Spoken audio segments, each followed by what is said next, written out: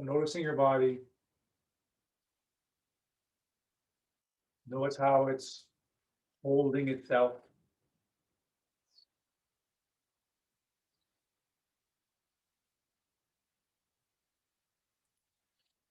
And with the detailed mechanics that we are quite familiar with, the tailbone pointing towards the ground, shoulders sitting, belly released, but all those things that we typically work with commonly, just take a moment to become aware of getting those things, a checklist. And once we have those bases pretty much covered, chin slightly down,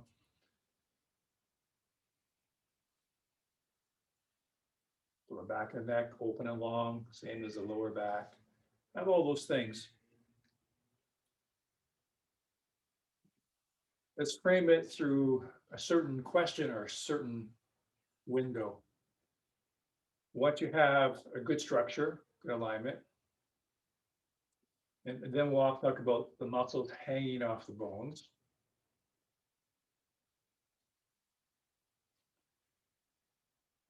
Or the sinking of the tissues, the sinking of the energy.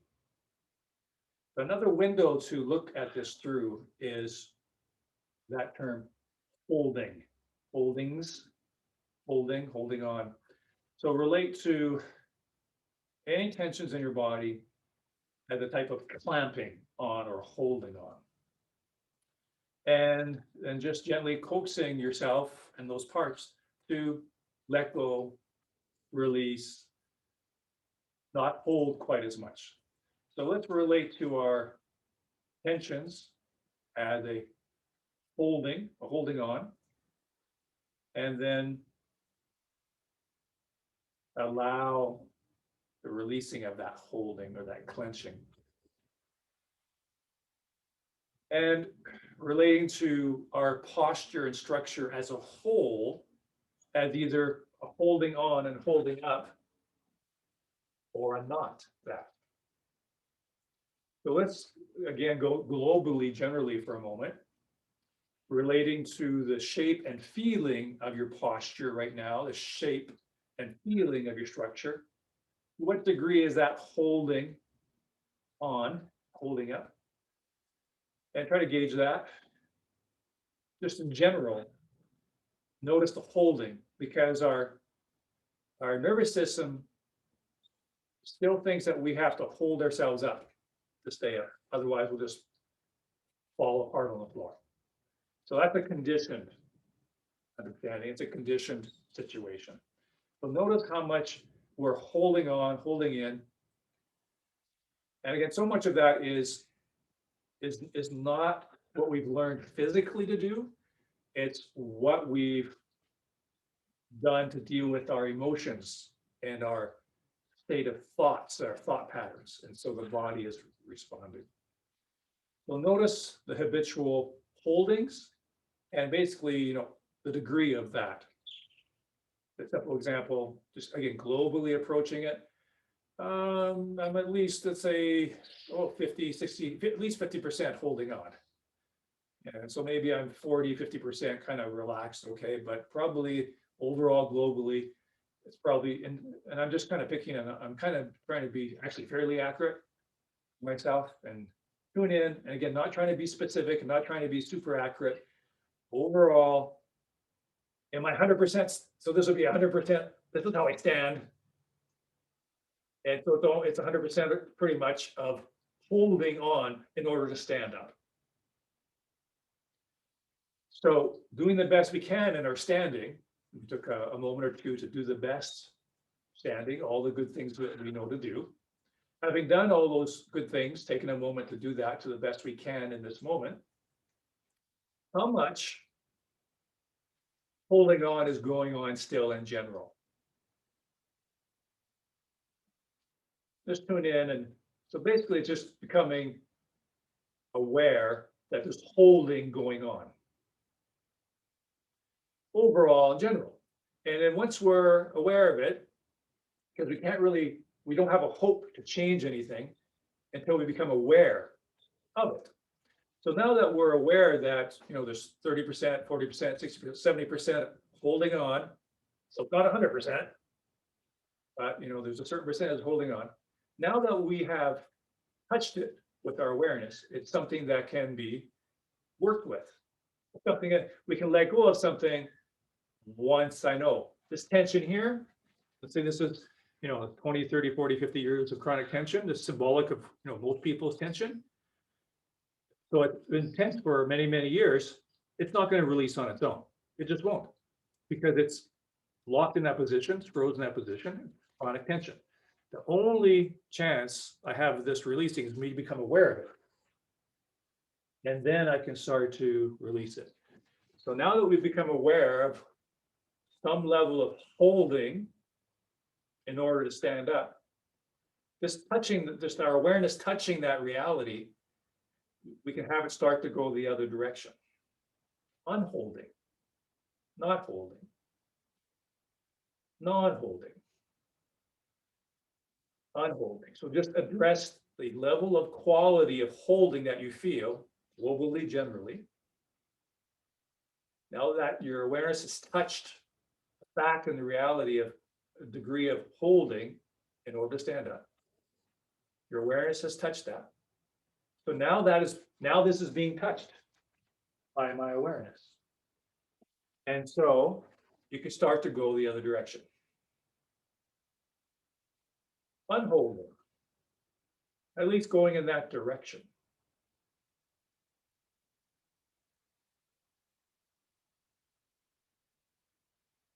And again, what's helpful is on the out breath, consciously unholding, that's the term I'm using now, usually each out breath, let go of some tension. So the window that we're looking through right now, phrase, holding, or cramping, holding on, holding, and therefore then the opposite direction.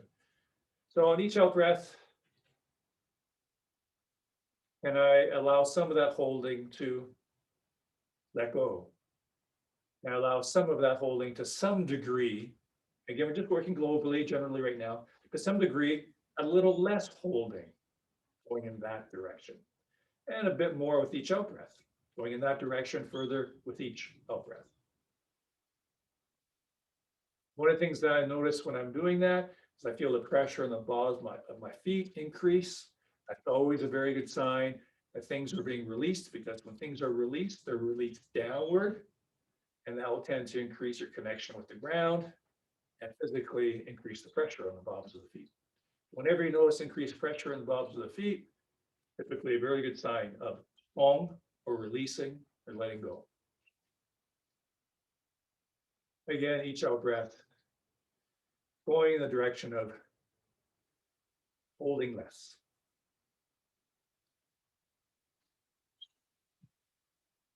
And of course, one of the important areas is to consciously do that in the abdomen as well. How much can I let go in the abdomen? But now let's get more, we did this globally now, so now we'll go more to parts, go to geographic areas. So using your awareness, using your ting, scanning the body with ting, inner sensitivity, inner listening. Notice the particular parts of the body that are more acutely holding on than others. There's a certain amount of holding on everywhere, probably, but there's certain areas that are more acutely holding on, more intensely holding on. So go to one of those areas, just one at a time, probably a few. So just pick one, go to one, and relate to it as a holding or a cramping, holding on. And you're just asking it, coaxing it, touching it, just so it can become aware of itself that, oh, I am so tight. And it might release a fair bit on its own. Being touched by our awareness can already start the process of releasing, letting go. We're going into that specific area, relating to it as a holding, type of holding. And therefore, let's let go, release that holding, go in that direction anyway. To whatever degree that part is willing to do that in this moment, to whatever degree. In other words, so if this is holding, okay, so I've got to unhold it 100%. I've gone into tension again. just a different way of being tense. So don't force anything. It's just the touching it with the awareness, allowing it, giving it space to let go. So I can let, if I have tension here, I just give it, oh, okay, I'm aware that it's tight. And so I just have the idea and intention that it can unhold and it starts to open and release. And you see my hand just open into, still in a fist type shape. It's just released and opened. I don't want to go to, okay, I gotta let go because I'm just still in tension. And that will happen real easy because what we know is tension. We don't really know untension. We don't really know non-tension. We're stuck in this paradigm of tension. And so we might go in the opposite direction because that's what we know. And that's how we know our body and how we feel our bodies through that tightness and hard, brittle stretch or clamp. So we don't want to open that part of our body by making it open and release because it'll create tension in a different way there or tension in surrounding areas because you're trying to do too much. So you're just going to go from chronic tight. I'll just give it space to not hold on as much.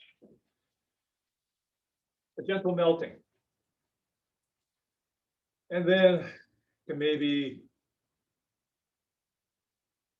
have your awareness find another area that's very acutely holding on to a very strong degree, almost cramped holding on perhaps. And just letting your awareness abide there. Use the out breath to help you release it with the idea, the concept of holding, and then maybe I don't have to hold so much.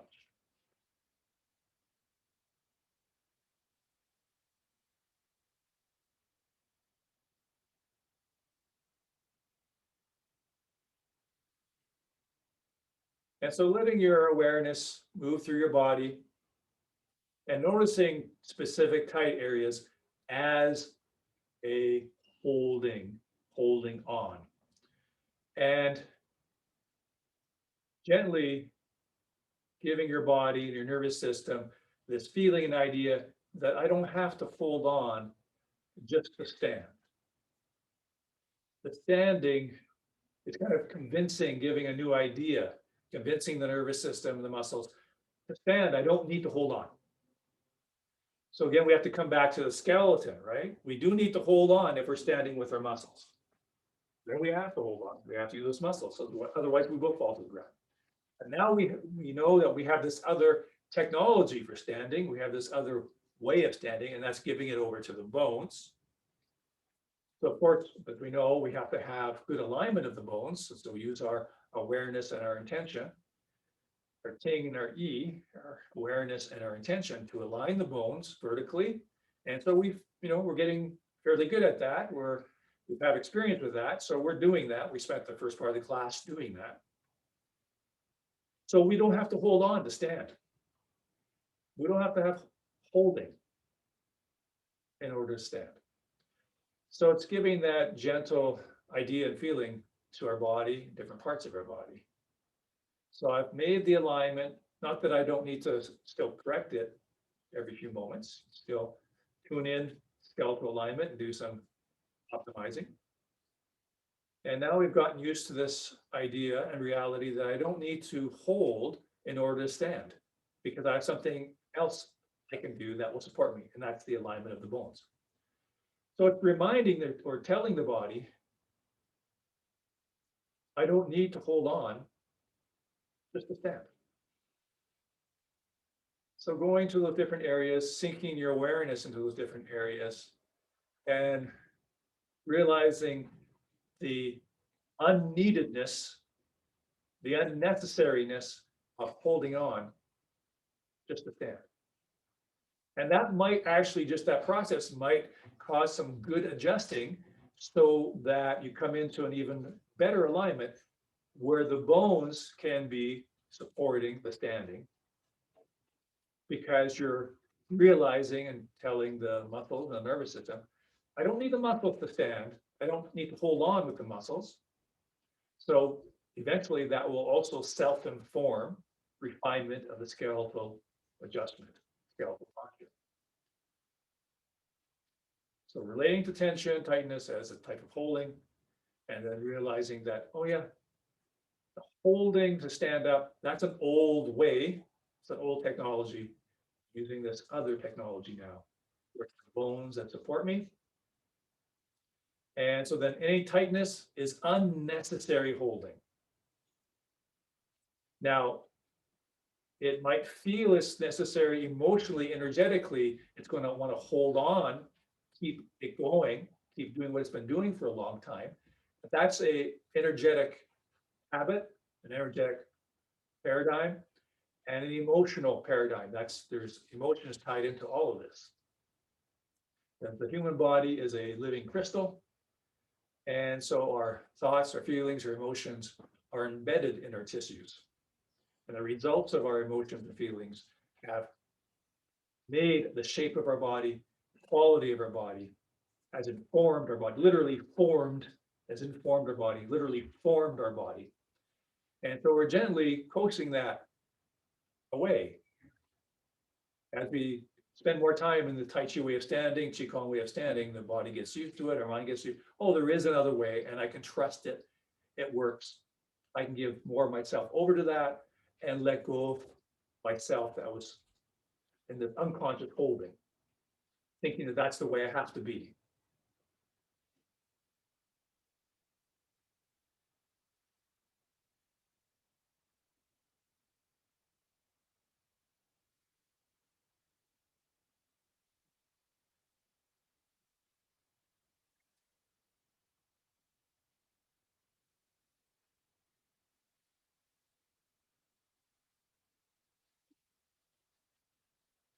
And gently rocking out. And let's do a little bit physical work to warm up the body, especially the hips and the claw. Focus from here on, hip area, ball joints, claw, flexor muscles, psoas muscles. So heels close, knees bent a bit, hip circles. Remember to keep the tailbone pointing towards the ground or the lower back flat. You still practice hanging from the string and releasing the muscles, let them hang off the bones, even as we do these movements, and the other way.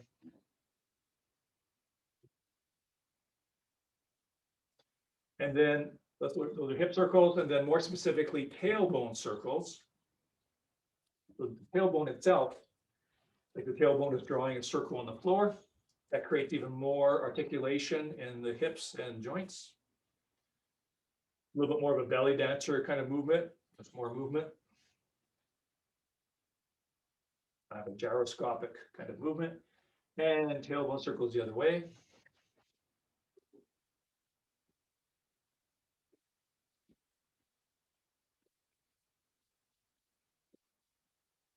And smaller and smaller. Let the tailbone hang, let the entire hip cage hang with gravity. And weight on one leg, make sure the knee is bent. On the heel, turning the foot, therefore the whole leg, right into the ball joint. Bringing it left and right. Warming the ball joint and the hip area. And over to the other side. Make sure the knee is bent. And become really aware of what's happening in the ball joint and in the hip area, the claw, the hip waist, crease here. So we're putting our ting into the ball joint and coming back to the other side again. On the ball of the foot, same action, but now we're on the ball of the foot. So knee goes left and right. Again, we're sinking our attention into this area here, deep into this area. And slowly to the other side.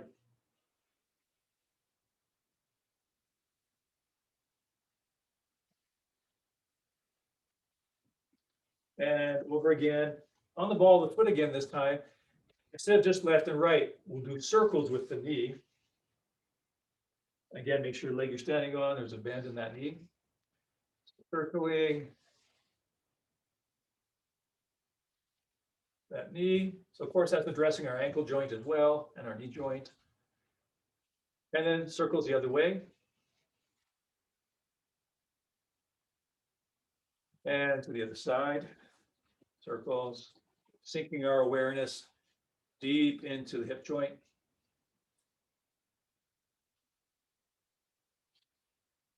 And the other way.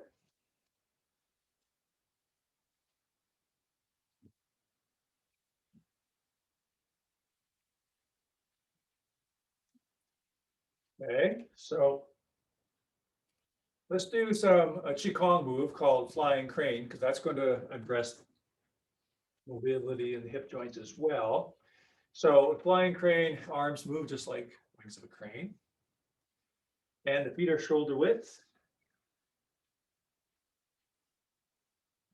And parallel or slightly turned out. And to start with, shift your weight to one leg. Of course, that knee will be bent and come up on the ball or toe of that foot. Each time the arms flow out and up, you come up on the ball or the toe of the foot. And minimize the leaning. You want to be still hanging from the string. So that's using good strength and alignment. So nice and vertical and not leaning.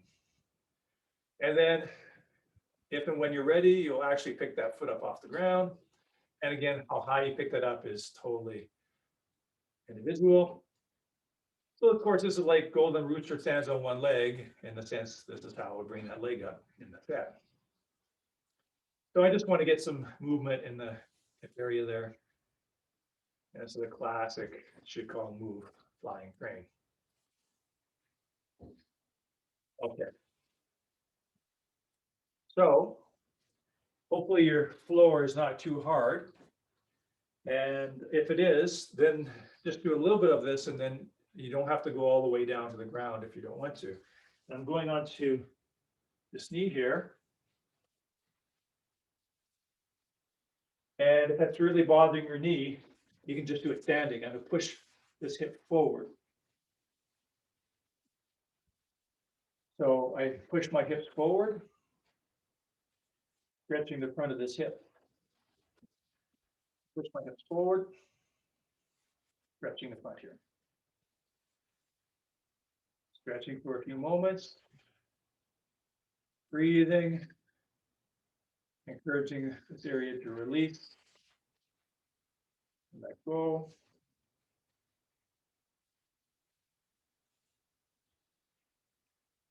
And normally for any stretch, any part of the body, you need to stretch for at least 20 seconds for the stretch to have an effect or for the area, for the muscles to start to really release and let go. That's a minimum. And 30 seconds to 2 minutes is better. And let's switch to the other knee. So once you're in a good position here, you push your hips forward, stretching the front of that hip, the hip flexor.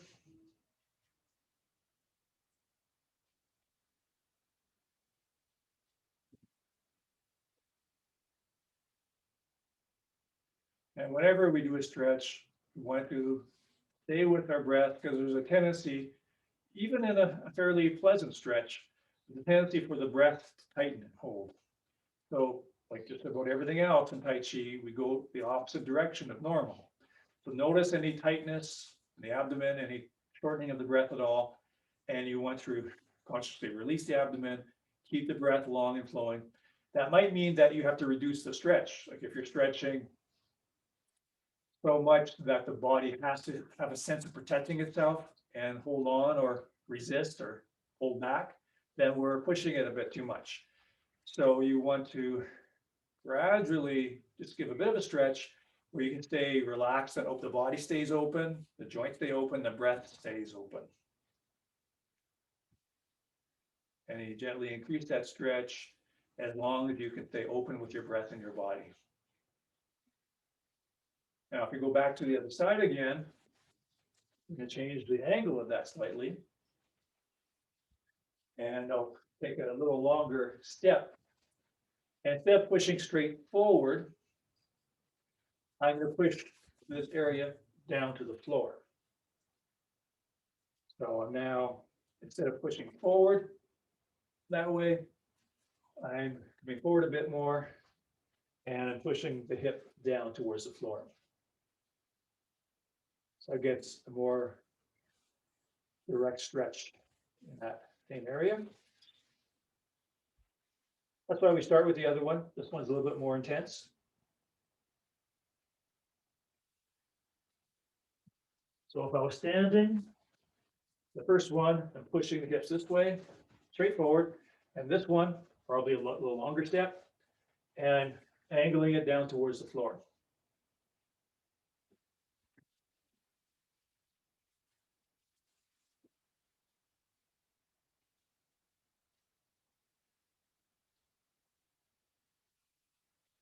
Breathing, releasing, keeping the mind in the body, especially in the part that we're addressing. So keep the ting going in the body. And take your time to the other direction. So I'll start with that forward push of the hips. Take a little longer step and forward and push the hips down to the floor.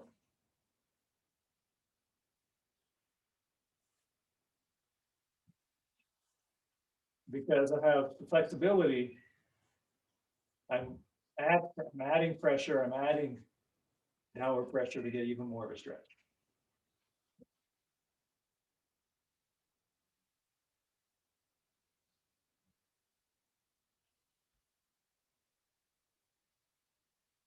Breathe, stay open and released.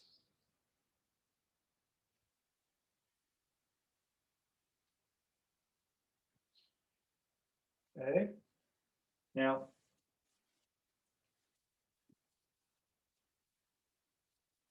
coming down into what I call a frog stance. So the person can't come all the way down, come down as far as comfortable. That may mean you have to come out a bit fairly often, take a little rest and come down. You want to keep your feet flat. So coming up on the balls of the feet is not what we want to do.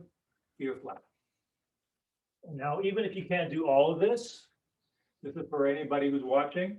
Maybe you can't access all of this, but if you continue stretching, you'll be able to regain your flexibility. And even if you can't do everything I'm going to do from here, eventually you may be able to, if you make that one of your goals. So you'll be able to do all these things at some point down the road when you have gently increased your flexibility. So fitting right into my hip girdle. And then if I have flexibility, I use my elbows to push my knees out. So you can put your hands together like a prayer position and your elbows push your knees out.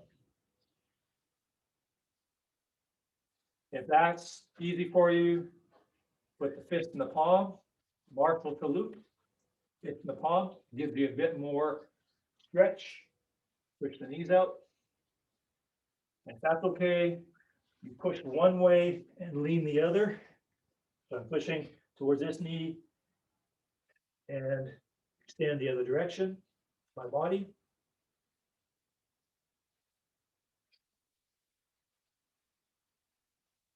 And so gravity is opening up the ligaments of the hip area, and then other elbow pushes the other knee as I extend away from it.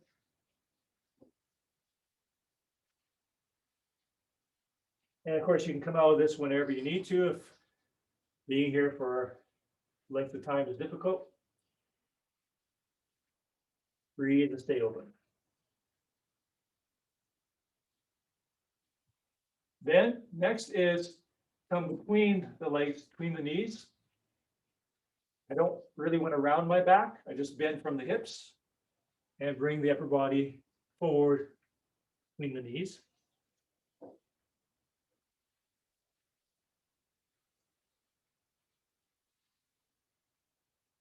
Breathe and release.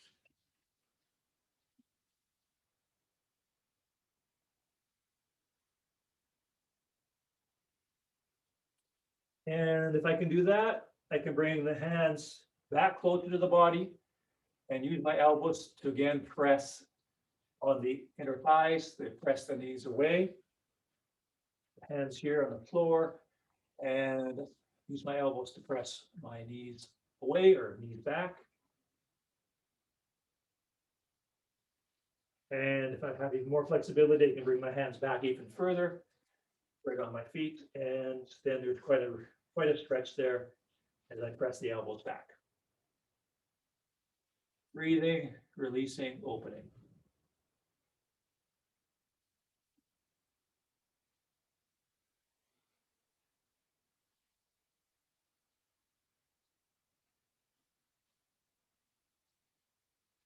And then breathe in and stand up slowly, breathing in, breathe out, some deep breaths, some good belly breaths. Move the feet a little bit and the knees. Is there a modification for that if there's no way my feet can stay? Can I put a pillow underneath them or? Yeah, so I'm glad you asked that because there's an exercise that comes to mind that comes from the 8 pieces of brocade, actually. 8 pieces of brocade. So I look like this. I take a wide stance, what's called a horse stance.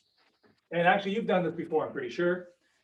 Hands go on the lower thighs, at the knees, they're just above the knees. And I press out. So I'm just hanging my hips and pressing out. So I'm actually not using my legs to stay up. My arms are supporting me. If I turn sideways. So here I'm holding myself up with my legs, of course. But what I can do is press my knees apart. And now I'm just hanging my hips. I'm actually standing up because of the support of my arms. If that's a bit much to kind of hang out there, the actual move in the 8 pieces of brocade is I'm actually turning and looking over the shoulder. And I would hold that for a bit longer than what we normally do in the 8 pieces. I hold that, and that gets a good stretch in that opposite hip, even if you're not able to really hang out and get really deep. So you press off and look behind you and let that leg kind of release back. Let the hand push that leg back. So you're getting one side of the hip more than the other, of course, when you're turned like this. And then the other way, so you turn, look behind the other way. And with that arm, press that knee away. And as much as you can, you just hang the hips and release.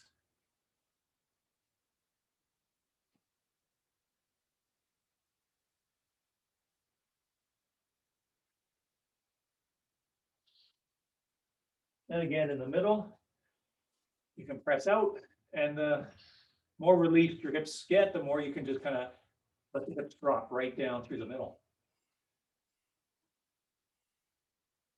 And you might not have the flexibility for this yet, but probably you'll get this before you can do it all the way down that we did earlier. And do the same thing with my elbows or my forearms. So this is going further down. I'm not quite going all the way down to what we had. So this would be an intermediary level where here my hands were on the legs. Now my forearms right close to my elbows. And I just push my elbows out or my forearms out.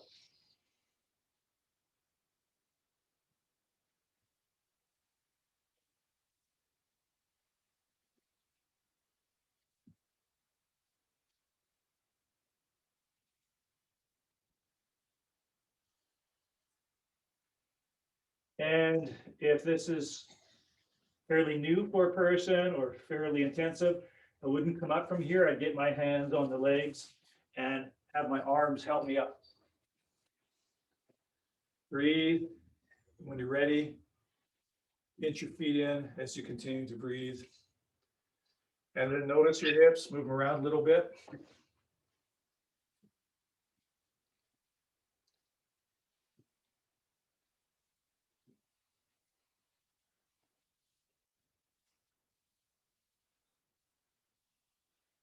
And let's go a light horse stance. Knees out over the feet. And we'll just kind of wind down with a little bit of hip turning or arm swings.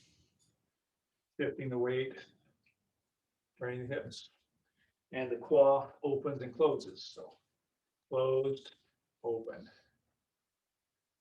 closed, open. Again, thinking the E and the ting into quad, hip waist, open, closed. See the folding of the fabric, closed, rest open. So thinking that awareness into the quad, hang out and release. Hang the tailbone straight down. So there's no arch or holding in the lower back. Lower back is flat and long.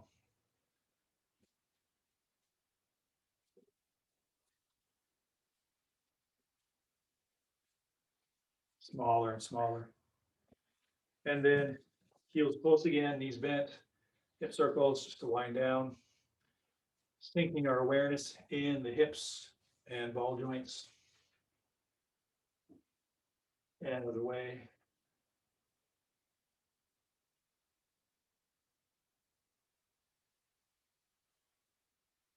And then the other way and tailbone circles, so a little bit more gyroscopic action. Almost all directions are being addressed. Keeping the lower back soft and long. And hip circles the other way.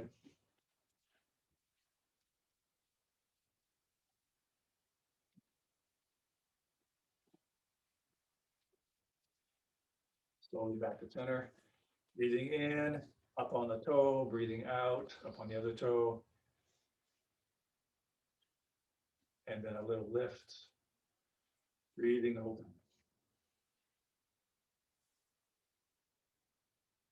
Breathing in on the up, breathing out on the down. Good. Hang out. Center awareness. Thinking the mind and the breath below the navel. Hang the sacrum. Sacrum just slides down off the body.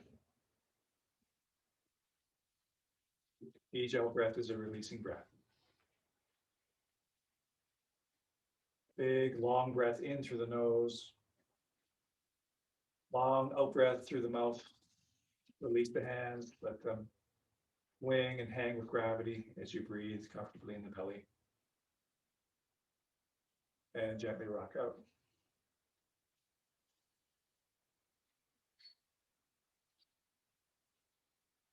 Okay.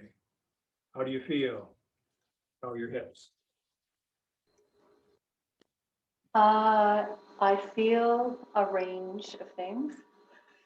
One is, yeah, that there's definitely, that awareness and the idea of where I'm contracted overall. And then the movement in the hips, just there is more openness. But I'm a frog and I have a long ways to go. But, having that modification made a big difference. Because then I was able to kind of not tense up around not being able to get flat-footed down there, ironic, and then just allow it to just be where it was, and wider where I was at. That definitely helped. Yeah. Yeah, work with this one. Work with what's accessible. Yeah. And spend some time with that. And then before you can maybe go all the way down here, there's things that you can try and work with, and that is virtually the same things I did down there with the butt all the way down. So for example, I could, again, fold my upper body here. So that really is looking like a frog. So here, and I could walk my hands back. And so just like I did down here, I'm here. I can even wrap my hands around behind my ankles and feet. That's a nice stretch. So let's say I can't even go down that far. Maybe I go down this far. I still can get a stretch. I still can do this. I still can do that. The thing is, though, you want to use your intention, your awareness and intention, that whatever new angle you're doing, whatever reach you can reach, you're directing it so it's stretching the hip area, either the ball joints and or the quad and or the psoas muscle. So using your awareness and your intention, you can do almost any stretch, almost any position angle to directly address the area and encourage it to stretch a little bit. Let me be a little more specific. Let me approach it from the other direction. If I'm fairly stiff here, let's say I'm going to go for this position here, but I'm so stiff, either in my hips or lower back or what have you, that I can only go down to touch the floor by just bending over. See this here? Yeah. Now here, I'm not addressing this area at all. I'm Right. stretching my lower back a little bit. And so if I only have this shape to work with because I'm this stiff, if I just do this, what I'm doing now, I'm not addressing this area at all. I am feeling I'm addressing other areas, like I mentioned, a little stretch in the lower back. Yeah. In some other areas. So that won't help at all as far as that displays here.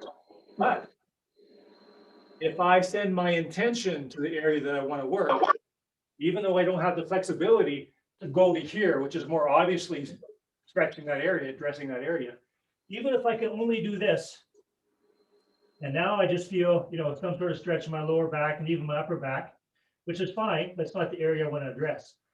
All I have to do is use my intention, go into squat, and now I've changed it, and it probably is not visible from the outside.